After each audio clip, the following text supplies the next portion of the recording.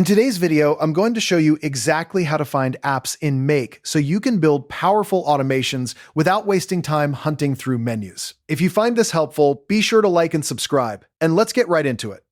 Start by opening your browser and heading over to Make.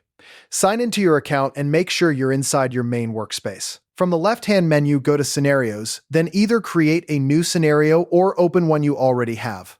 Once you're on the scenario canvas, click the plus button to open the app picker. This is where the full list of available apps lives. At the top of the app picker window, you'll see a search bar. Go ahead and type in the name of the app you need, like Google Sheets, Gmail, Airtable, Notion, Trello, or Slack. As you type, scan the results that appear and pay attention to the official logos so you pick the right one and avoid any lookalikes. When you find the app you need, click on it to view its available modules.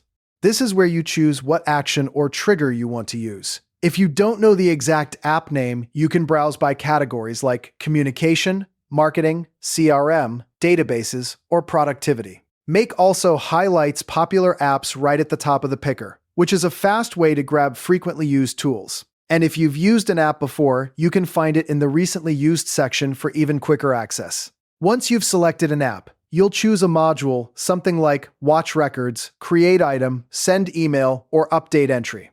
When prompted, click Add Connection to sign in and authorize access. Just remember, some apps may require API keys, a paid account, or specific permissions enabled in the external tool. After you add the module to the canvas, you'll configure it by setting required fields like a spreadsheet, database, or board, plus any filters or data mappings. Click Run once to test the app and make sure everything works. Then hit Save in the Scenario Builder. Once an app is connected, it stays available for future scenarios, so you can reuse it easily. To keep things tidy, group similar apps together for better workflow management. If an app doesn't appear, double-check your spelling, try a shorter keyword, or verify that Make actually supports the integration.